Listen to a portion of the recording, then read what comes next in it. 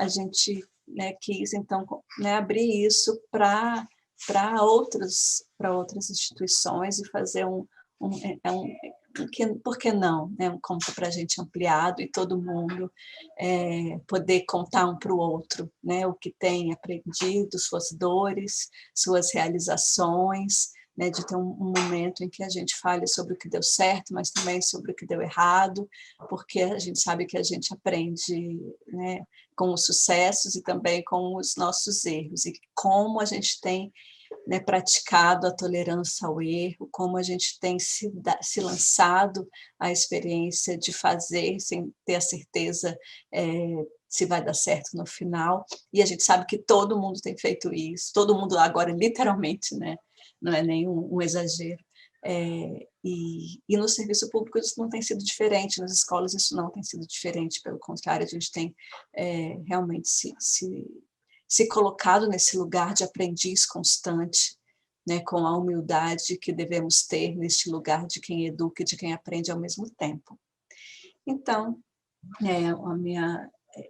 eu queria muito estar aqui só para dar essas boas-vindas mesmo, fazer uma acolhida que eu gostaria que fosse muito afetuosa e que vocês, né, se estivessem aqui num ambiente físico, a gente estaria talvez servindo um chá, um café e um pão de queijo. Como está de longe, então a gente imagina que a gente está fazendo isso agora, né, numa roda de conversa. E antes de começar, eu estou vendo aqui que acabou de chegar uma pessoa que é particularmente especial aqui nessa roda, que é o nosso queridíssimo Dr. Florian Madruga, que é o presidente da Associação das Escolas do Legislativo. Então, além de ser uma honra, é um prazer você estar aqui com a gente conosco. E aí, como quando soube que ele vinha, eu falei, Flória, no final você vai ter que falar para a gente. Então, no final, ele prometeu que ele vai dar umas palavrinhas para a gente, porque a gente não pode perder a oportunidade de todos ouvi-la, essa experiência, essa elegância, essa pessoa incrível que é. E quem não conhece ainda vai depois entender por que eu estou falando isso. Gente, um ótimo evento. Um bom dia a todos. Bom dia, pessoal. Sou Paulo Henrique, aqui do CEFOR. Vocês estão me vendo aí?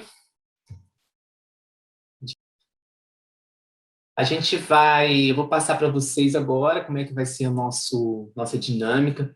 Eu estava vendo ali no início um superpoder apareceu muitas vezes, o teletransporte, né? A gente sai de um lugar e ir para outro.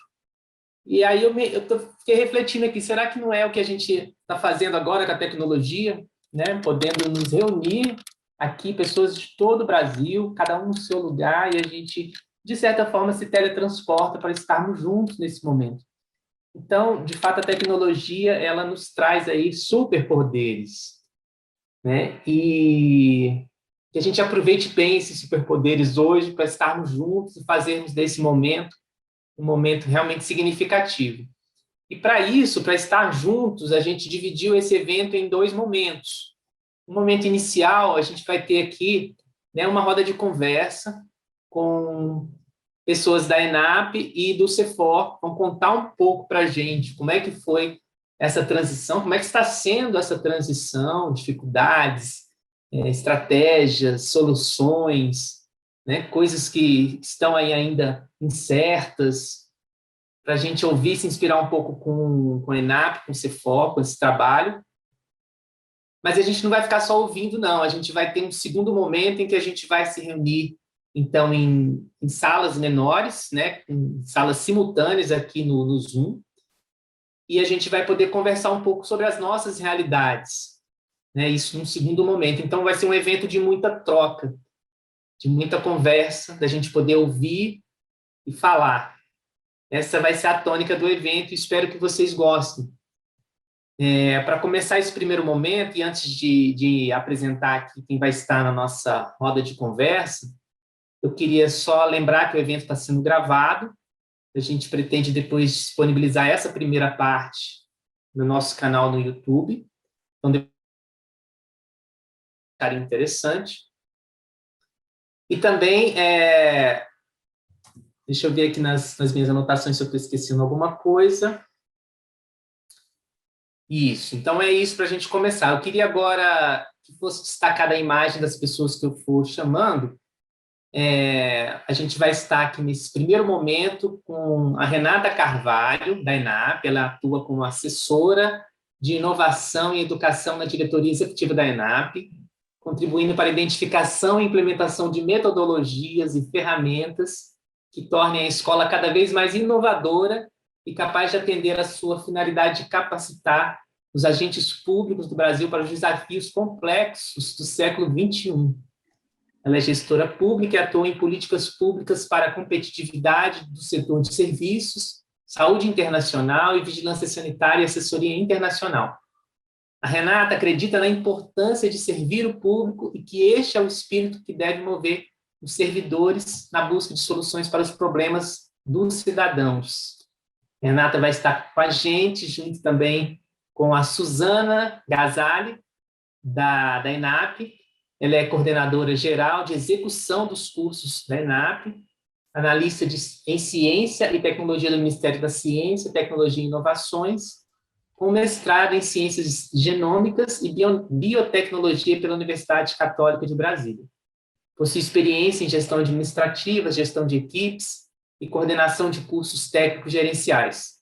Já atuou na supervisão e fiscalização das organizações sociais vinculadas ao MCTI e em atividades administrativas de gestão de pessoas do Ministério das Relações Exteriores. Atualmente, a Suzana é coordenadora geral de execução de cursos da Escola Nacional de Administração Pública e responsável pela programação e oferta de cursos de curta duração para atender às necessidades de desenvolvimento dos servidores públicos federais.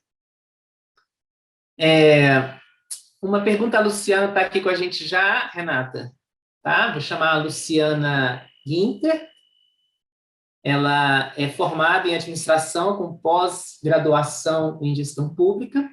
Atualmente coordena o processo de capacitação, seleção, formação e aperfeiçoamento de professores no âmbito da Diretoria de Desenvolvimento Profissional da ENAP. E pelo CEFOR vai estar nessa mesa, vamos chamar assim, nessa roda de conversa inicial, o Gustavo Salles. Ele é diretor da Coordenação de Apoio Técnico Administrativo do CEFOR, graduado em Administração e Psicologia, com mestrado em Administração, trabalha com desenvolvimento de pessoas desde 2003 na Câmara dos Deputados e atua também como facilitador em eventos. E também pelo CEFOR, a Raquel Braga. Ela possui graduação e mestrado em Administração pela Universidade Federal de Minas Gerais, atuou como pesquisadora na área de políticas públicas de saúde e de gestão de recursos humanos, e está na Câmara desde 2011, onde atua como analista de recursos humanos da Coordenação de Educação para a Democracia em atividades de iniciativas de educação para a democracia voltada a estudantes, professores e sociedade civil organizada. Então, a gente vai ter esse momento agora em que eu vou já abrir, né, uma pergunta, e aí a ideia é que eles continuem conversando e trazendo os temas interessantes. Vou começar, vou dirigir uma pergunta aqui para a Renata, perguntar como é que foi, Renata, esse momento inicial ali, quando você, de repente, fechou tudo e a ENAP teve que fazer alguma coisa para lidar com essa situação da pandemia. Como é que foi o começo? Traumático, né, Paulo? Como eu imagino que foi para todos nós que estamos aqui, né? Não era só mudar uma forma de fazer uma coisa na escola, mas era uma mudança de vida de todos nós, né? Eu me lembro que o nosso presidente chegou, a gente tem uma sala em que todo mundo fica junto, né? E ele chegou numa segunda-feira e disse para a gente, olha, eu acho que até sexta-feira a gente vai todo mundo para casa e ninguém volta tão cedo. Eu falei, nossa, que coisa pessimista. Ele falou assim, vocês podiam fazer alguma coisa, pense em alguma coisa, para a gente não parar totalmente. Eu liguei para o colega da CGTI na época e falei assim, e aí isso é um pouco já das nossas lições aprendidas, né? A gente tinha que começar com o que a gente tinha, né? Então a gente falou assim, o que nós temos na casa de ferramentas disponíveis que a gente possa aproveitar para a educação. Aí ele falou, nossa, que pergunta fácil, Renata. Falei, olha, e outra, a gente precisa bolar até amanhã uma forma de compartilhar com todos os coordenadores como é que a gente pode usar isso para a educação. Aí ele, só isso? Eu falei, vamos fazer uma reunião rápida amanhã, tipo umas 5 pessoas para a gente pensar junto. Essa reunião rápida de 5 pessoas no outro dia, até o fim do dia todo mundo foi sabendo dessa reunião, ela se tornou uma reunião de 50 pessoas. E aí eu liguei para o Bruno e falei, Bruno, o que você pensou? Ele, olha, a gente adotou o pacote Google, e aí, gente, aqui não tem nenhuma propaganda de nenhuma ferramenta, tá? Era a ferramenta que nós tínhamos na hora, e a ferramenta que a gente tiver é a que a gente tem que começar, né? E aí, nós no outro dia já tivemos nosso primeiro desafio do que ia ser essa coisa remota, porque no outro dia já saiu uma definição de que as pessoas que tinham alguém de grupo de risco em casa não deveriam voltar presencialmente para a ENAP. Então, a gente já fez a nossa primeira capacitação sobre como é que a gente podia pensar, né, nessa transposição do presencial para o remoto, com os colegas da própria ENAP, com alguns dentro da sala, com alguns em casa, e o aprendizado, ele se estende até hoje, eu acho, sabe, Paulo?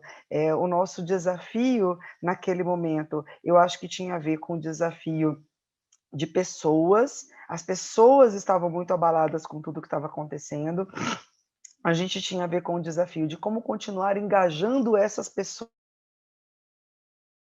que passaram a ter que fazer seus serviços domésticos, cuidar, teletrabalho, eu fico brincando que é home office, homeschooling, a gente passou a ter que fazer várias coisas que a gente não fazia, compartilhar nosso ambiente da casa com o nosso ambiente de trabalho, com os nossos filhos, pedindo alguma coisa, com os deveres de casa, engajar essa mesma pessoa para poder ser um professor no virtual, ela não estava acostumada, engajar o estudante em tudo isso. Então, assim, eu acho que lidar com esses desafios da pandemia, junto com, ao mesmo tempo, identificar ferramentas que pudessem substituir o que a gente tinha no presencial, é uma palavra terrível, porque substituir não vai substituir nunca, né? Mas colocar algo no lugar do que era o presencial e viabilizar que a gente não parasse, né? Porque senão a gente teria parado, e entender que as pessoas queriam sim, nesse momento, preencher seu tempo com uma capacitação, mas elas tinham muitas ansiedades. Então, assim, ao mesmo tempo que a pessoa quer participar, ela tem tanta ansiedade, ela tem tanta coisa que está, ao mesmo tempo, puxando a atenção dela, então todos esses são desafios grandes que cercam esse nosso momento. Eu ouvindo a Renata, eu lembro que a gente teve esse mesmo momento de reunião, né? Estou olhando aqui para a Juliana e lembrando da gente, começou a conversa no corredor, inclusive.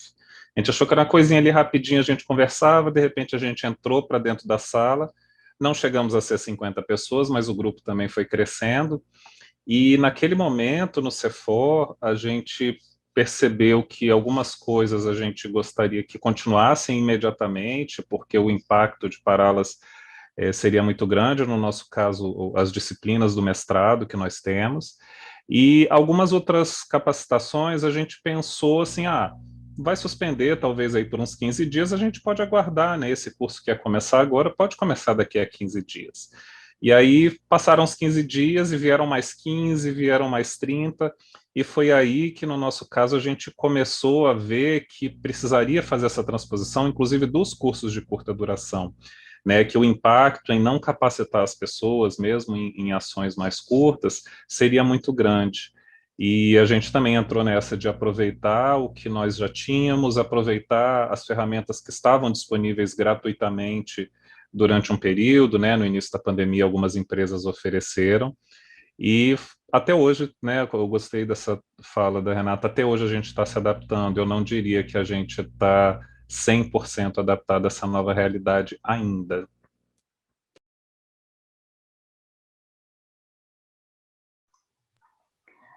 No nosso caso lá, acho que a nossa ficha demorou um pouquinho para cair, né? A gente também teve essa visão de que, não, vamos seguindo adiar, aqui, né? aguardando, vamos adiar um pouquinho, que daqui a pouco tudo vai se normalizar e a gente vai conseguir tocar. Então, quando eu lembro lá do ano passado, a gente decidiu, estava prestes a abrir uma nova inscrição para um dos nossos programas institucionais, que é o Parlamento Jovem, E aí a gente falou, não, as escolas estão sem aula, mas daqui a uns 3 meses elas voltam, e aí a gente consegue seguir em frente. Então, foi sempre...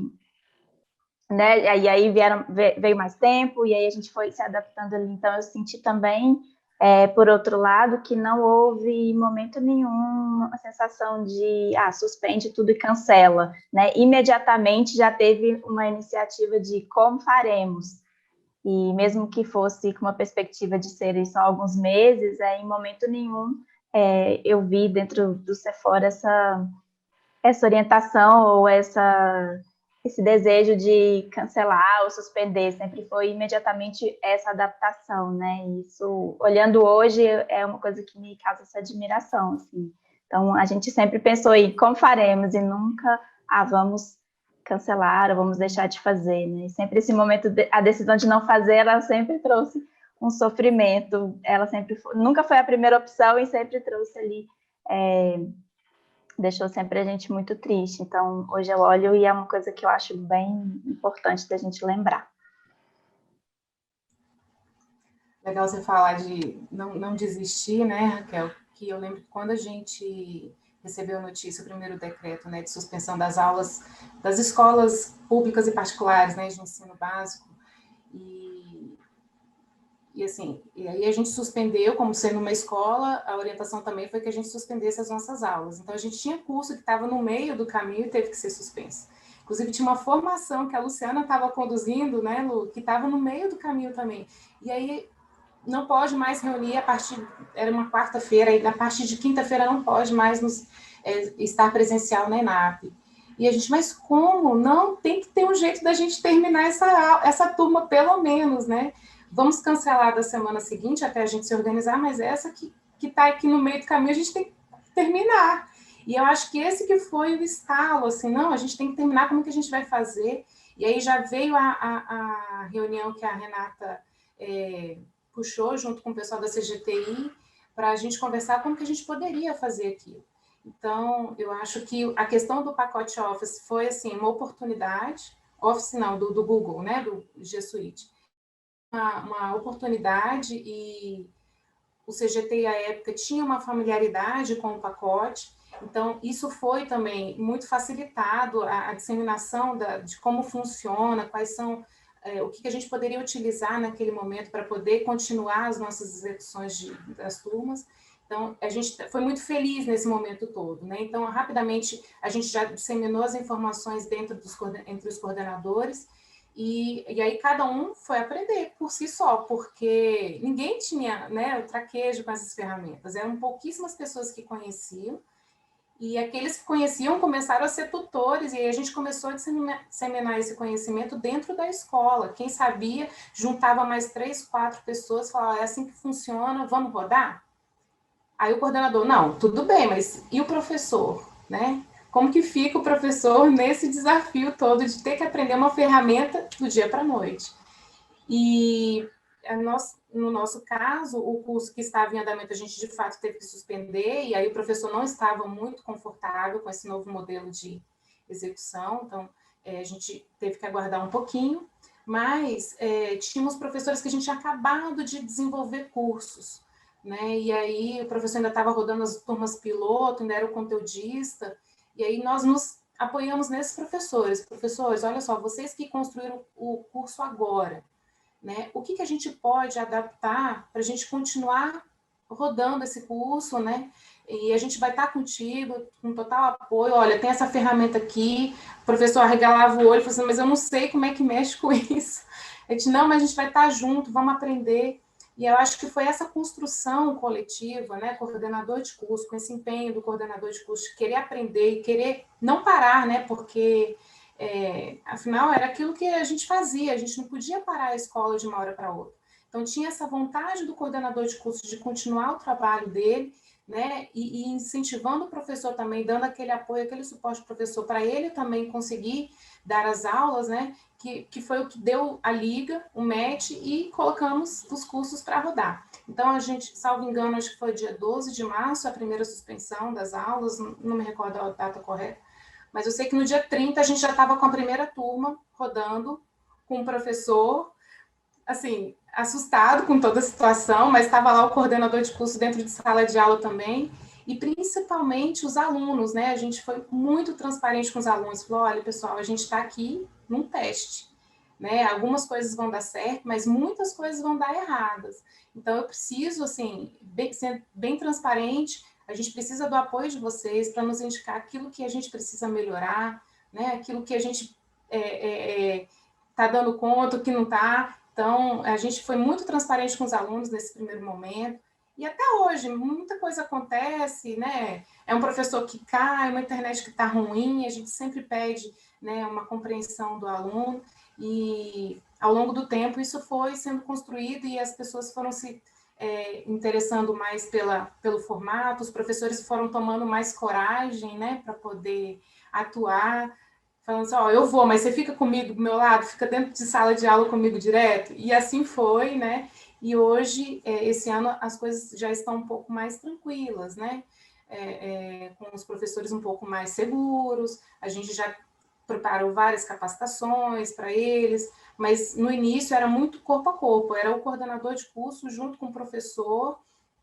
experimentando novas formas de executar, até, né, a gente chegar como estamos hoje aqui, né? Ainda aprendendo também, tá, pessoal? Não acabou isso, essa curva de aprendizagem ainda está subindo. A gente não tinha dimensão, né? Ninguém, como o Gustavo disse, ninguém tinha dimensão do tempo, né? Que isso iria perdurar. Então, a Suzana até falou, a gente estava no meio de uma formação de professores. Quinta-feira tinha gente do Brasil inteiro, né? As nossas formações eram só no formato presencial. E a gente já estava no momento de apresentação de mini-aulas. E aí eu conversei com o diretor, eu falei, pelo menos o pessoal que veio de fora, deixa apresentar a mini-aula, para depois o pessoal não precisar voltar de novo a Brasília, né? E eles me deram até quinta-feira, na hora do almoço, a gente teve que espremer as mini-aulas para conseguir caber do pessoal que veio de fora. E suspendemos, né? Só que o mais interessante foi que, a princípio, a gente não imaginava que isso iria virar uma modalidade de ensino, né? Como hoje a gente já está aceitando que é algo que vai perdurar, que vai permanecer, porque teve muitas lições boas aprendidas e deu muito certo para alguns casos, né? Então, depois de algum tempo desse corpo a corpo que a Suzana trouxe dos coordenadores, com os professores, alguns professores ficaram assustados com as ferramentas, né? Alguns não aceitaram o desafio, mas depois de algum tempo a gente começou a entender que não tinha outro caminho, né? Que esse era o caminho e vamos organizar estruturadamente formação para esses professores, né?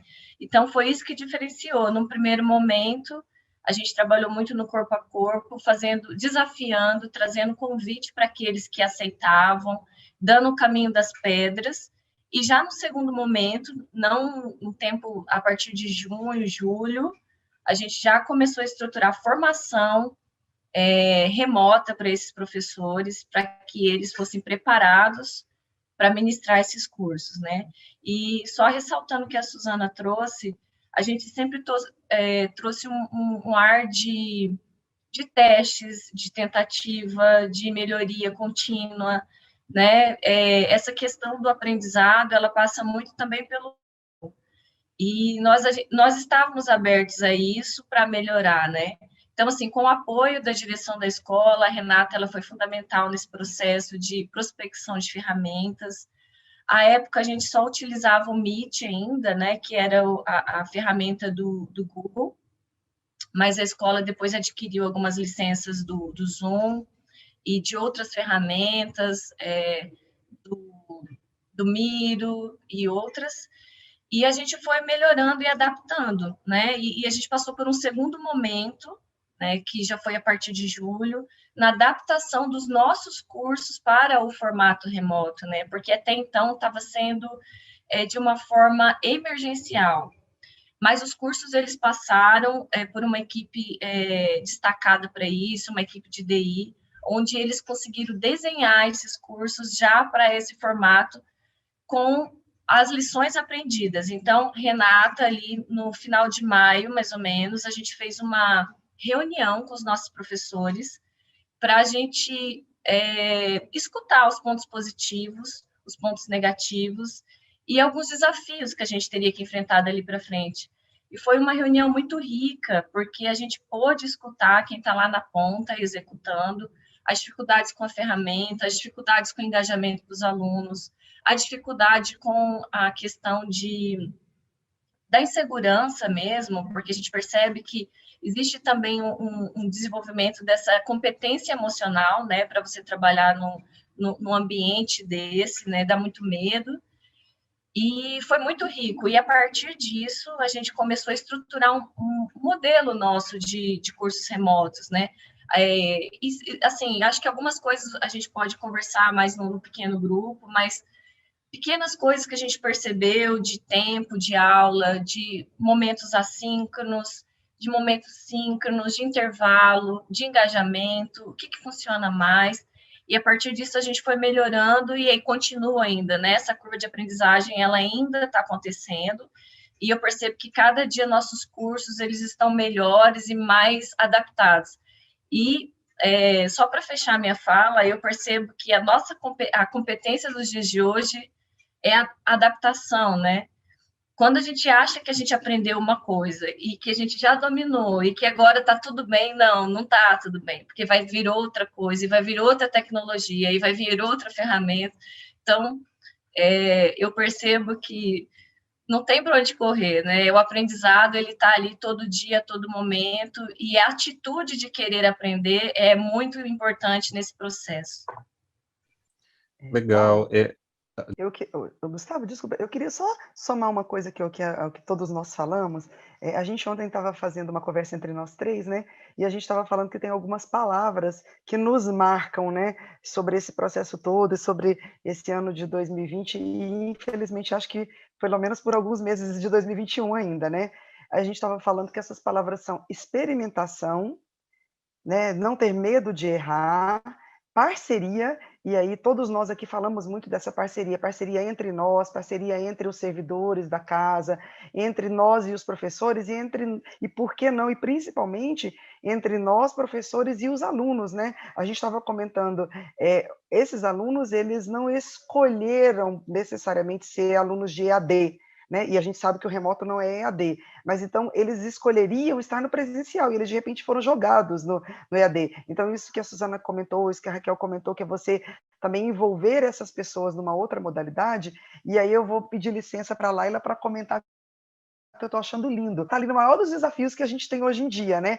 Que é você quer muito participar de uma atividade, ou de um curso, ou no trabalho, e os filhos estão ali. E aí, isso são as coisas, eu acho, dessa coisa da parceria e da experimentação que são importantes para o dia de hoje. Antigamente, se numa reunião ou num trabalho ou num curso presencial, alguém traz um filho, por exemplo, porque a aula fechou, todo mundo ia te olhar de cara ruim. Hoje a gente já olha com uma empatia, que é, poxa, que legal, mesmo com todos os desafios, ela está ali participando com a gente. E desculpa, Laila, ter te chamado assim para a roda, sem ter te pedido autorização, mas é porque eu acho que isso são as histórias do que a gente está vivenciando hoje em dia, e a história do que a gente está vivenciando. E aí a nossa terceira palavra de ontem, muito importante, se chamava planejamento. E quando a Lu brincou e falou assim, cada dia que a gente acha que a gente já sabe de alguma coisa, surge uma coisa nova, isso tem muito a ver também com lidar com o público com o qual você está. Então, assim, esse planejar e o planejar no remoto se tornou mais pesado do que o que era no presencial, né, gente? Porque ali a gente planeja a parte pedagógica, a gente planeja os objetivos de aprendizagem, a gente planeja as dinâmicas que a gente imagina que vão envolver e engajar as pessoas.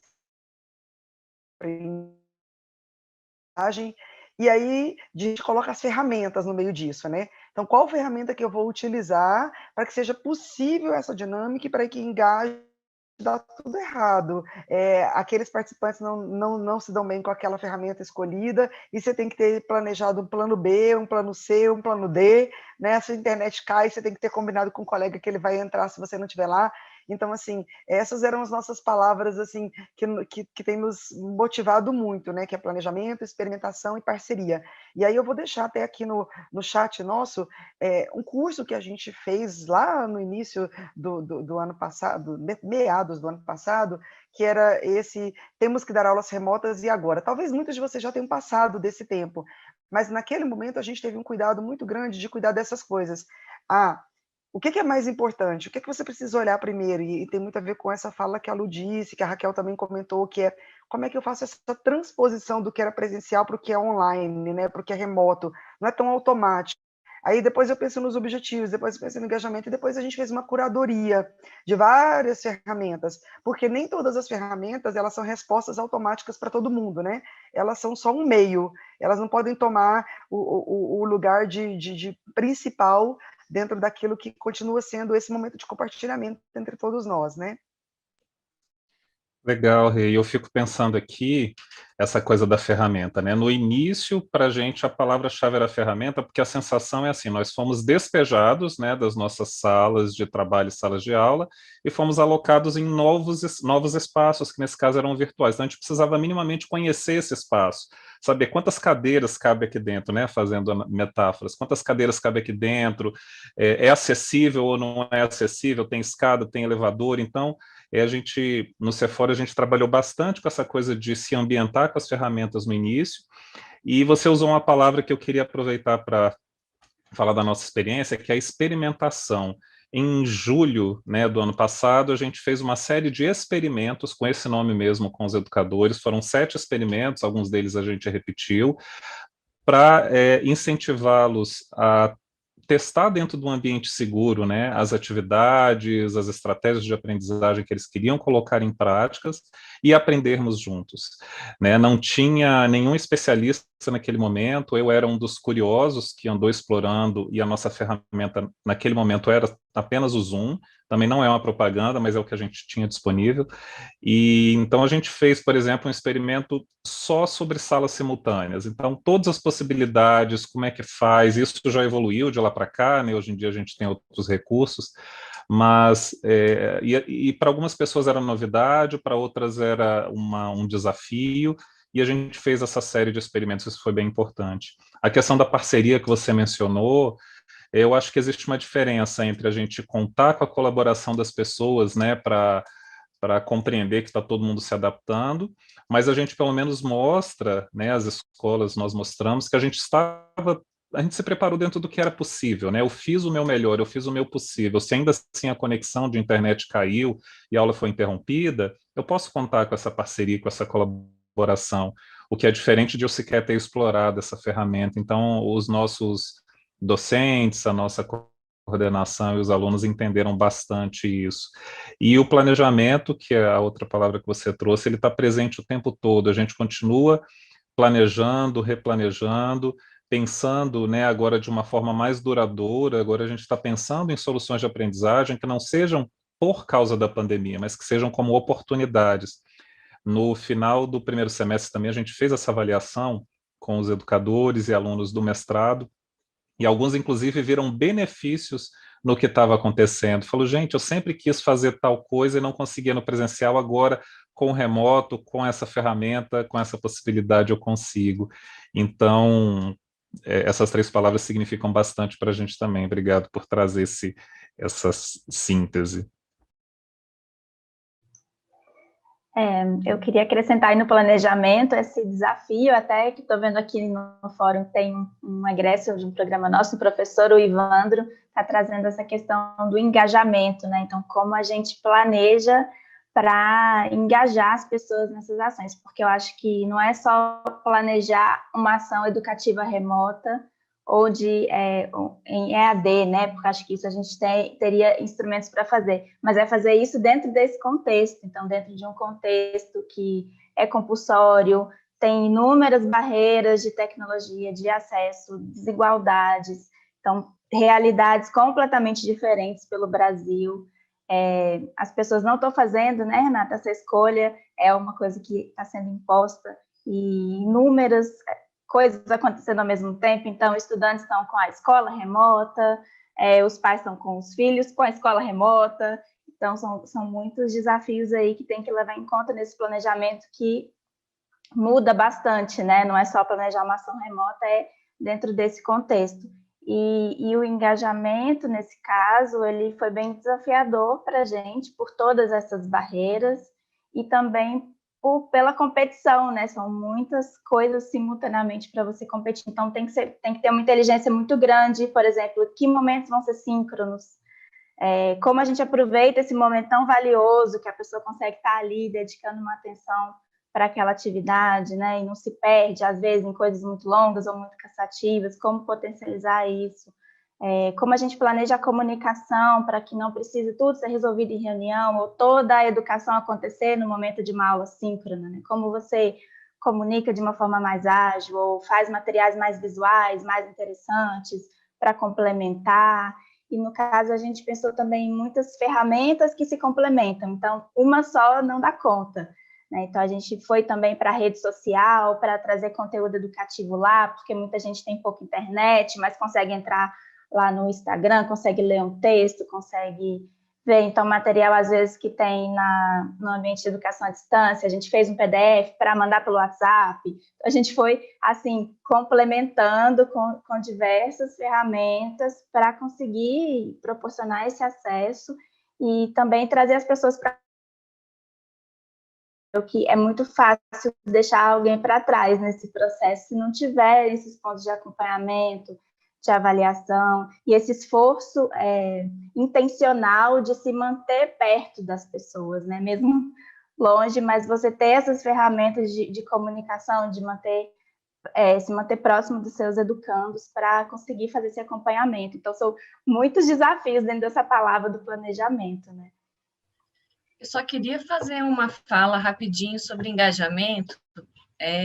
A gente percebe que o engajamento hoje é nosso maior desafio, né, dentro dessa nova modalidade de ensino. É bem difícil, às vezes, a gente conseguir uma participação no ambiente remoto, uma participação como a gente gostaria, levando em consideração que alguns deixam a câmera fechada, algumas pessoas se escondem, né?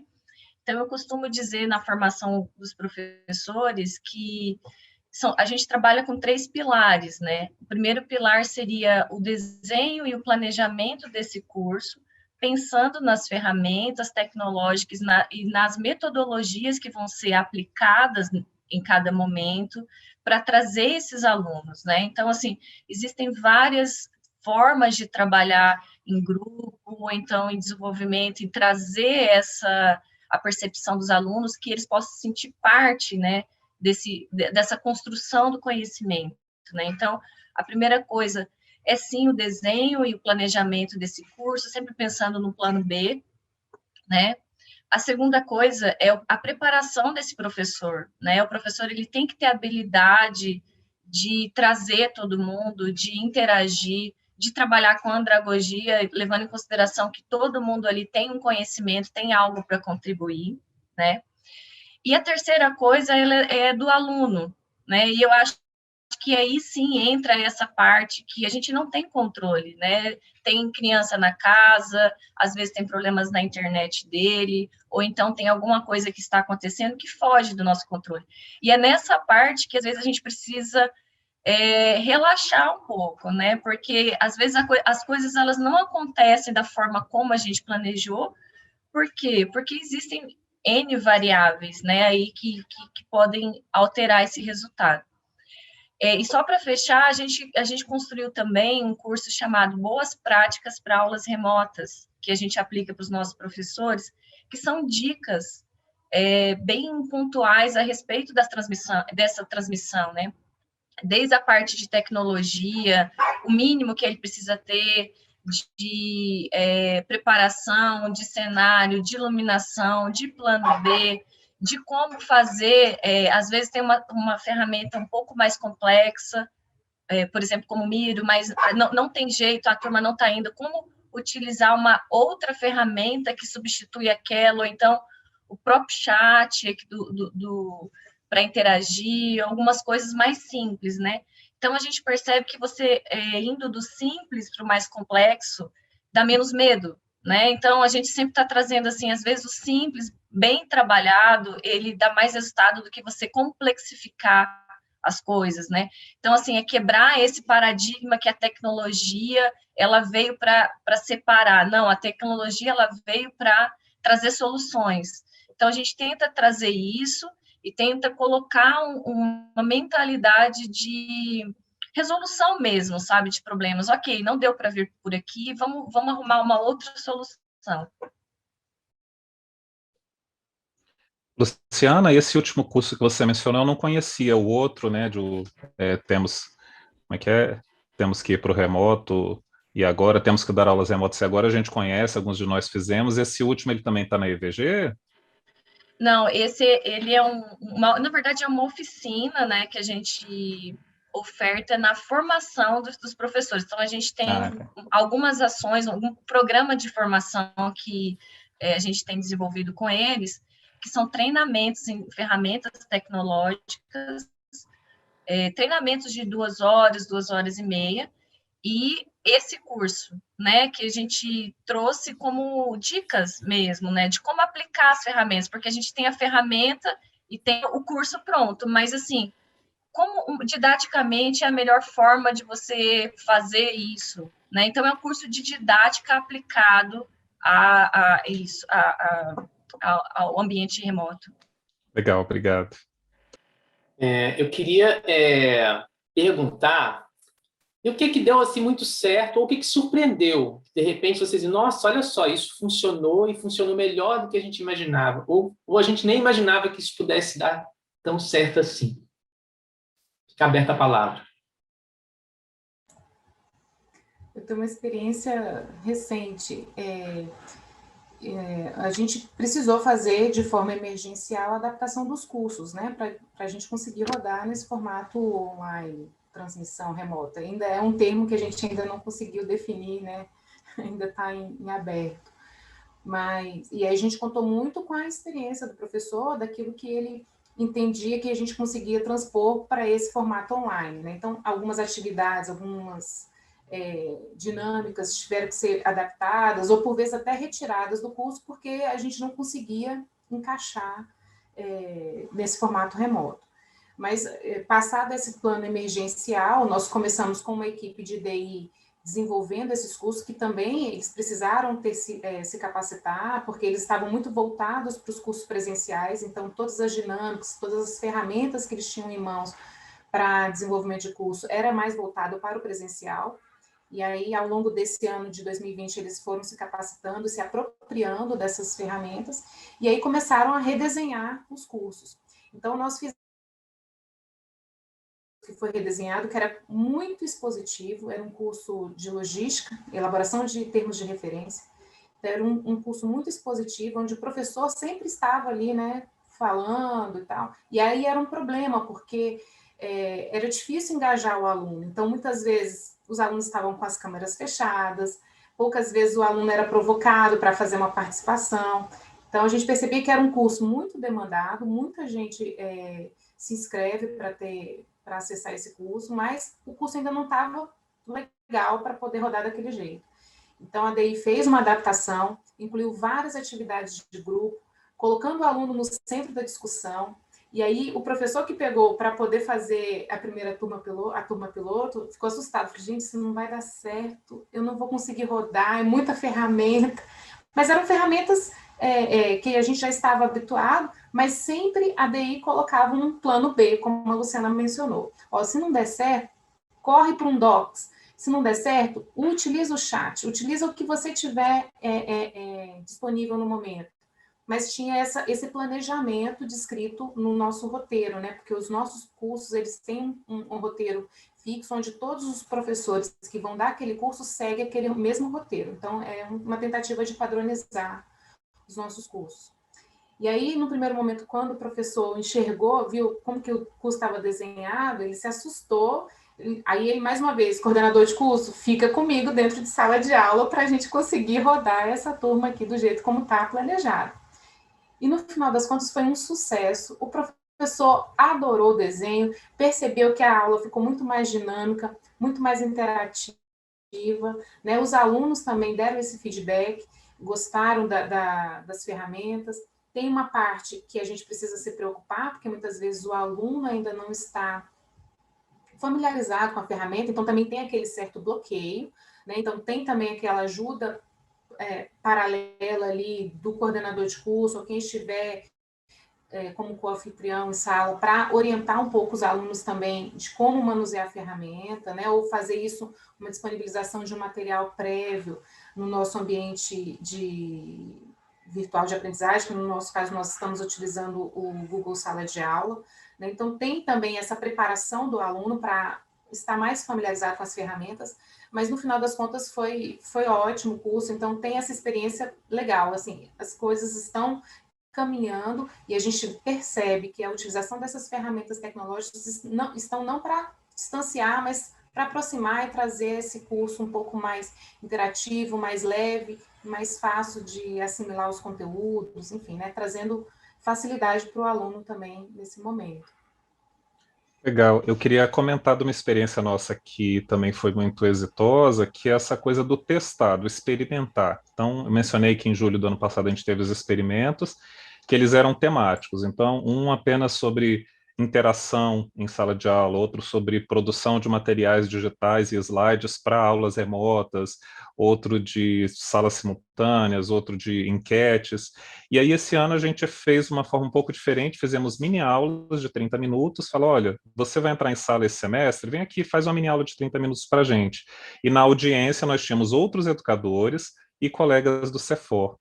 E uma das experiências que me marcou muito foi uma que aconteceu agora, dia 11 de março. O educador se preparou para esses 30 minutos e quando ele foi avisado que o tempo tinha acabado, ele falou, mas gente, eu não fiz metade do que eu tinha planejado. E essa experiência foi ao mesmo tempo impactante enfim, ruim para ele, mas eu acredito muito que se eu tivesse falado para ele, olha, o tempo no virtual é diferente do tempo real, você vai gastar mais tempo para fazer a mesma coisa, o impacto seria outro. Uma coisa é ele ouvir alguém recomendando que ele tem que dar mais tempo para as atividades, outra coisa é ele experimentar, e nós tínhamos uma audiência ali de umas 20 pessoas, e então, temos feedbacks, né, do segundo semestre do ano passado, de quem participou da primeira rodada de experimentos, o quanto que foi importante testar antes. E aí tem esse aspecto emocional, da segurança psicológica do próprio educador, de entrar em sala sabendo o que pode dar errado, sabendo que ele tentou dividir uma sala simultânea e não conseguiu, sabendo que o slide que ele projetou não pôde ser lido por quem estava no celular. Ele não pensou, né? Ele tem às vezes 2 monitores dentro de casa, uma tela de 27 polegadas e vai ter um aluno assistindo a aula num dispositivo móvel. E essas pessoas tiveram esses feedbacks, então experimentar, testar, criar um ambiente seguro de laboratório, de experimentação, para a gente é uma experiência que deu certo.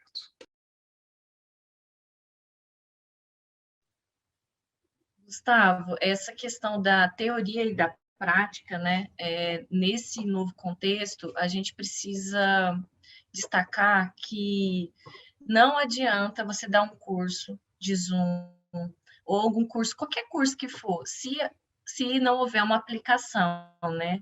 Então, uma outra coisa que a gente sempre está incentivando os nossos professores e até os coordenadores, quem trabalha com isso, é que façam, né? Tentem, abra uma conta gratuita. Não tem como uma pessoa aprender uma ferramenta em 2 horas de oficina com 20 dessa oficina, né? Então, assim, a gente dá o caminho das pedras, a gente joga as pílulas, a gente dá todo o apoio, deixa uma pessoa disponível para fazer o corpo a corpo, mas a parte do professor é dele, ele precisa manusear essa ferramenta, né? Então, assim como você falou, as mini-aulas, elas são ricas por isso, porque é o momento da aplicação, né? Não adianta você ter muito conteúdo, saber mexer nas ferramentas, se você não consegue aplicar aquilo. E você só vai aprender fazendo. Então, não tem para onde fugir. Verdade. O Ivandro perguntou aqui sobre a sala de aula invertida. Sim, Ivandro, a gente teve inclusive um experimento que foi só sobre sala de aula invertida, que a Eliane conduziu, e temos, né, evangelizado as pessoas o quanto, né, sobretudo nesse momento, o quanto sala de aula invertida é importante que a gente conheça, que a gente entenda de que forma usar adequadamente, sim, é uma estratégia que ajuda bastante. Evandro?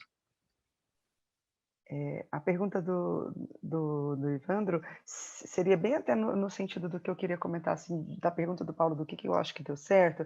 Eu acho que quando a gente teve que começar a desenhar essas estratégias assíncronas, que a Suzana e a Luciana comentaram muito, né, e a gente tem usado o Google Sala de Aula, o Moodle como apoio, mas pode ser qualquer repositório, né, compartilhável que a instituição tenha.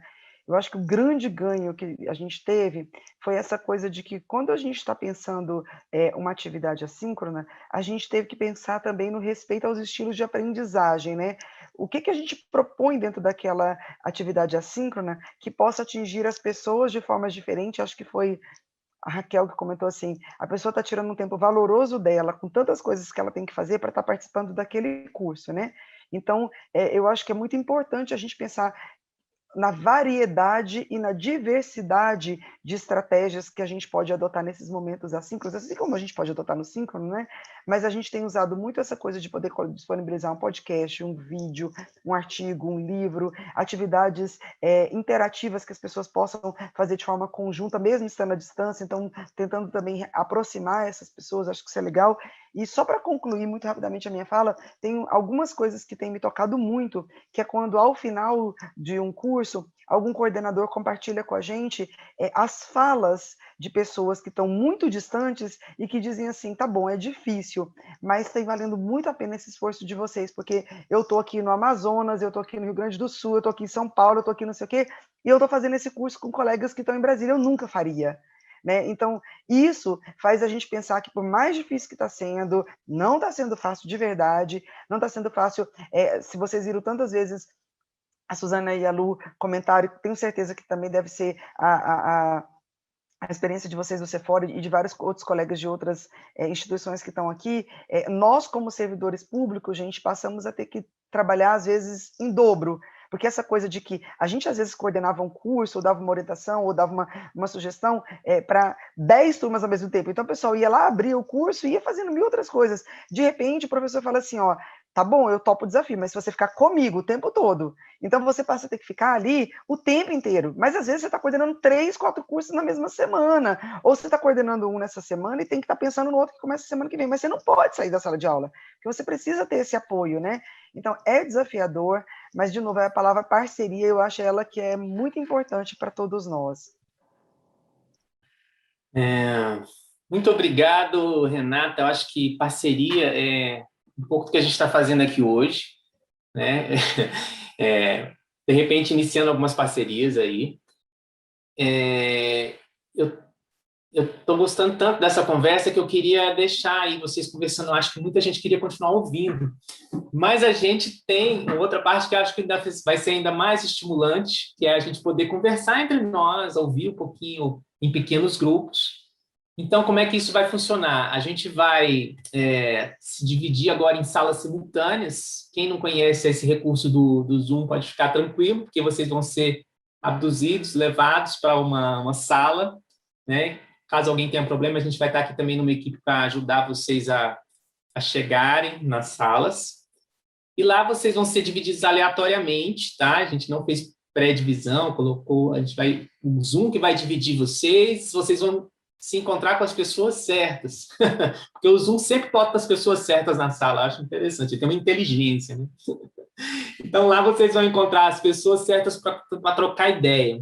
Eu vou pedir para o Fernando colocar aí no chat para nós quais serão as conversas, né? O que vocês vão ter que fazer, né? Vocês vão ficar lá mais ou menos uns 20 a 25 minutos, e aí se apresentem, claro, né? Falem um pouco aí com o que vocês trabalham, qual que é o dia a dia de vocês, o que tem a ver com a educação, o que tem a ver com tudo isso que foi falado aqui.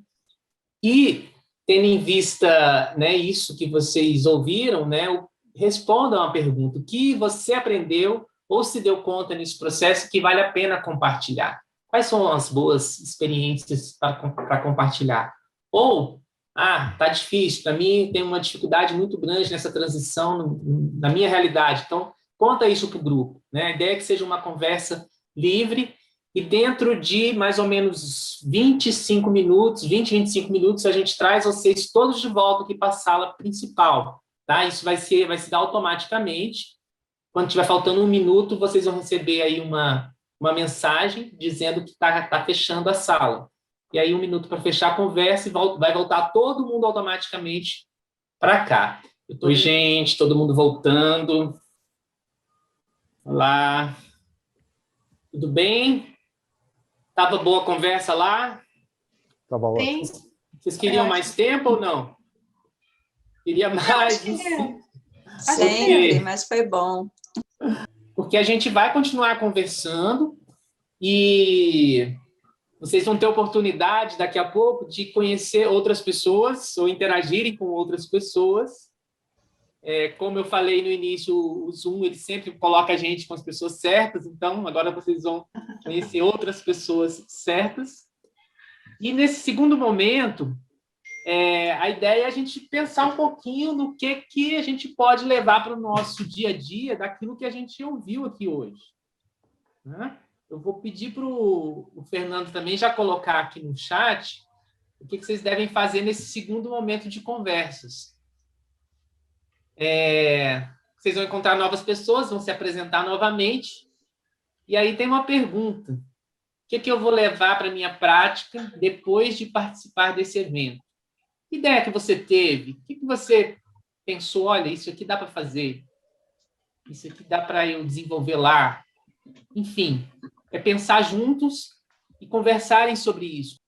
Mas aí a gente quer depois, no final, registrar essas ideias. Então, a gente vai deixar um tempo para vocês conversarem, mas aí vamos colocar junto, já foi enviado aí já um link para o Mentimeter, que é uma ferramenta da internet que vai estar a pergunta lá, essa pergunta que eu levo para a minha prática depois de participar desse evento. E aí cada um vai entrar nesse link e vai responder. E aí, no final, a gente vai ter esse painel com essas intenções, vamos dizer assim, de ação, que a gente vai poder compartilhar e todos, né, todos vão poder ver o que os outros colocaram, isso pode também nos inspirar. Tá? Então, recapitulando, né, vocês vão para as salas simultâneas novamente, vão entrar com grupos aleatórios novamente, vão se apresentar, vão conversar sobre essa pergunta. Depois que conversarem, aí a gente vai mandar aí um alertazinho para vocês se lembrarem de colocar no Mentimeter, nesse link, o que é que vocês escolheram como uma ação prática. Uma ação só, né? Basta para cada pessoa. Ok? Ficou claro? Alguma dúvida sobre esse segundo momento? Eu tenho. Em relação ao... Bom dia, Paulo. Bom dia, Gisele. Em relação ao que a gente acabou de conversar, vai ter algum momento de compartilhar com o grupo todo, não? Não. Agora a gente vai para esse segundo momento, que é... É porque eu ouvi coisas tão interessantes. Imagino que sim. Mas a gente não previu isso, não. Tá? Tá bom. Então, o Luiz agora vai jogar vocês de novo em novas salas simultâneas.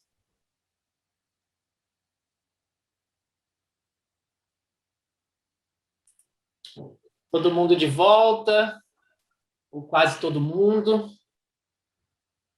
Está sendo projetado na tela agora as respostas de vocês, a pergunta. E a gente pode ficar um pouquinho aí dando uma lida nisso, para nos inspirarmos também. Juntos aprendemos mais. Aprendizado constante, humildade, parceria sempre.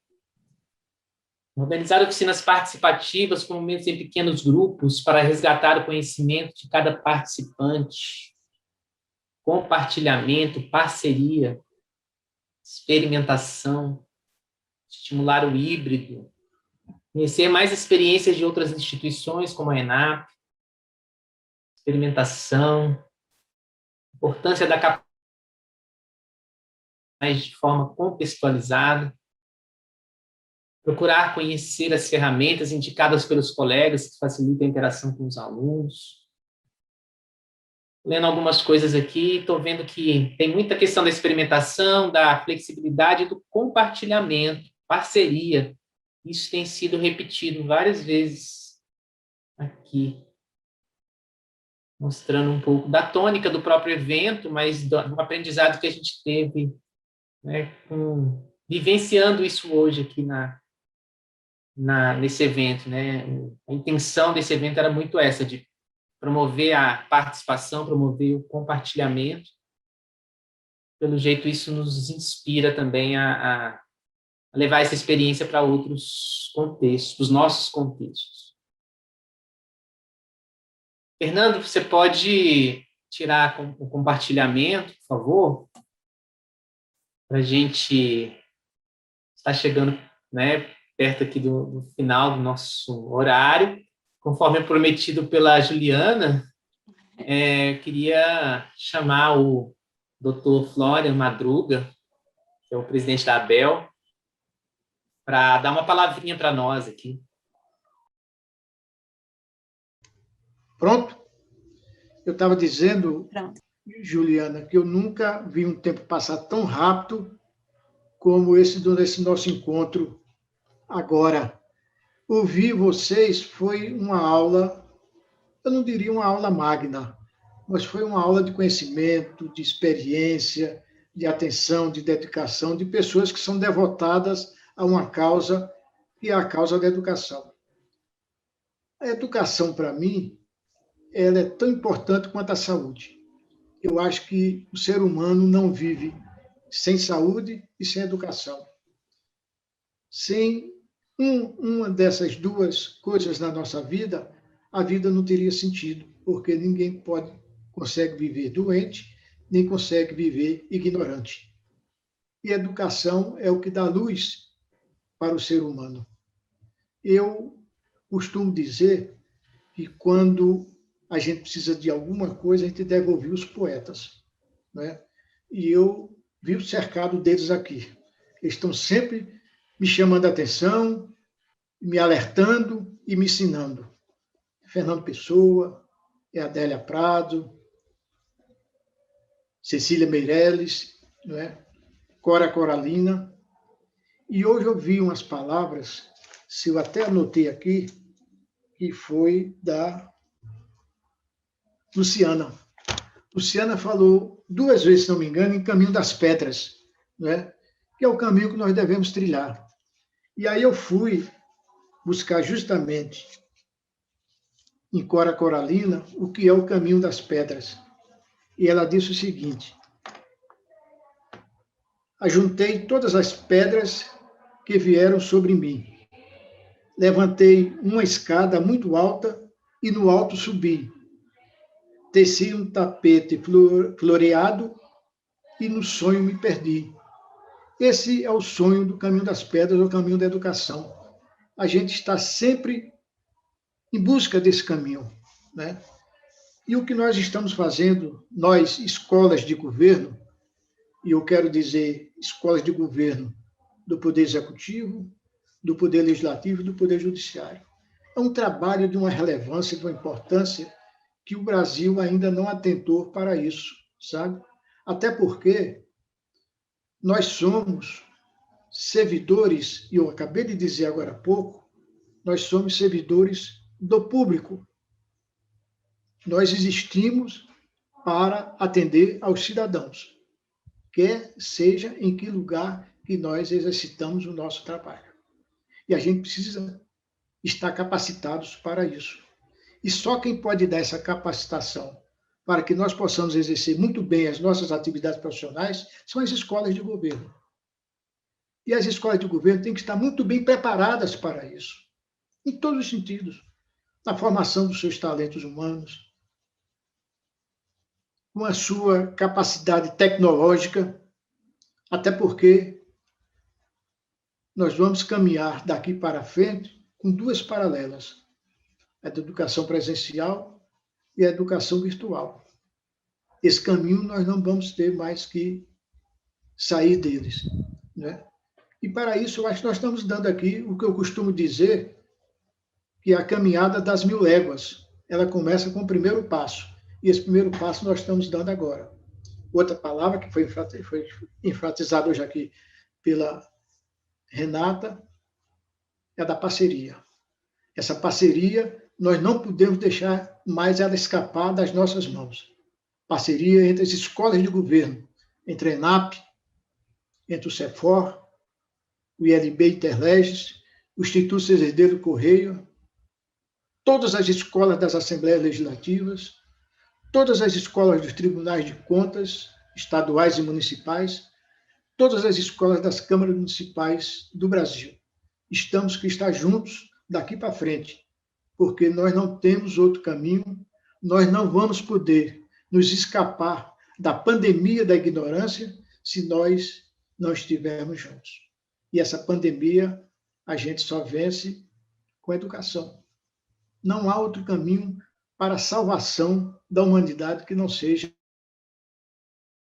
nossos gestores públicos não se conscientizarem de que a educação é a prioridade de 1 a 10, nós vamos viver nessa tormenta que nós estamos vivendo, o país está atravessando agora. De forma, Juliana, que aquelas suas primeiras palavras que você dirigiu a mim, eu as acredito à sua generosidade, ao seu coração, que é imenso, mas que eu as recebo de uma forma muito humilde, porque já vacinado, porque estou na terceira idade, né? Essa vacina me deu um novo ânimo para continuar caminhando na caminhada das 1000 léguas, para continuar nessa toada que eu estou há mais de 2 décadas, que é a toada da educação cidadã, da educação legislativa, da educação do serviço público. Isso eu não me canso, porque eu sou neto de avós analfabetos. Eu sou filho de um homem que, para ser alfabetizado, teve que ir para um seminário para poder estudar, porque não tinha escola na primeira metade do século XX no estado que ele nasceu, no Rio Grande do Norte. E ele me colocou isso nos meus ouvidos e na minha cabeça, de que a única coisa que é válida nesse mundo de Deus é a educação. E isso eu queria deixar com vocês, com a certeza de que, se nós cumprirmos a nossa parte, cada um de nós aqui que estamos juntos, nós estaremos construindo um Brasil melhor para os nossos filhos, para os nossos netos, para os cidadãos brasileiros. O Brasil precisa que nós tenhamos esse olhar voltado para a educação. Muito obrigado a vocês por esta oportunidade de estarmos juntos. Para mim foi um aprendizado muito grande. Eu saio daqui com outro ânimo, tenho reencontrado algumas pessoas que eu já conhecia, principalmente a Ruth, que é uma pessoa que me dá muita inspiração pelo trabalho que ela realiza em Minas, pelo trabalho que a ENAP faz no Poder Executivo, pelo trabalho que a Heloísa faz lá em São José dos Pinhais, pelo que é feito nas Assembleias Legislativas de todo o Brasil, enfim, pelo que vocês estão fazendo. Eu acho que isso é um ânimo muito grande e que nós estamos trilhando o caminho certo. Que façamos igual Fernando Pessoa, que tudo vale a pena quando a alma não é pequena. E eu vejo na alma de vocês uma grandiosidade imensa do tamanho do Brasil. Muito obrigado, viu? Obrigado. Gente, vocês viram, né, que não se trata de generosidade, assim, é simplesmente uma constatação. O Florian, Dr. Florian, professor Florian, amigo Florian, ele tem essa capacidade de tocar o coração das pessoas, de inspirar, de emocionar, né, de trazer o coração, de trazer a palavra, mas a palavra iluminada, né? E aí, gente, eu queria então que vocês, quem quiser abrir o microfone aí e se despedir, quem quiser passar uma mensagem no chat para a gente ir fazendo o nosso check-out.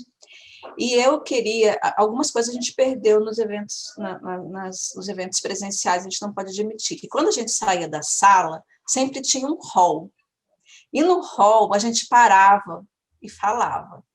Então, eu queria também fazer uma simulação aqui, que quem quiser, não tiver que ir embora exatamente agora, que ao terminar, que fique um pouco, que a gente possa dar aquele tchau final, daquela muvuquinha, aquela balbúrdia de fim do evento, e aí a gente possa ler livremente, e aí falar uma coisa, né, um pouco mais fora do script, e se encontrar. Então, eu faço esse convite, a sala vai ficar aberta para essa confraternização depois. Quem quiser, então, dar o seu tchau, por favor, a palavra está franqueada, falar como está saindo, como se sentiu, muita gente já está escrevendo aí no chat, quem quiser também abrir o microfone, por favor, fique à vontade.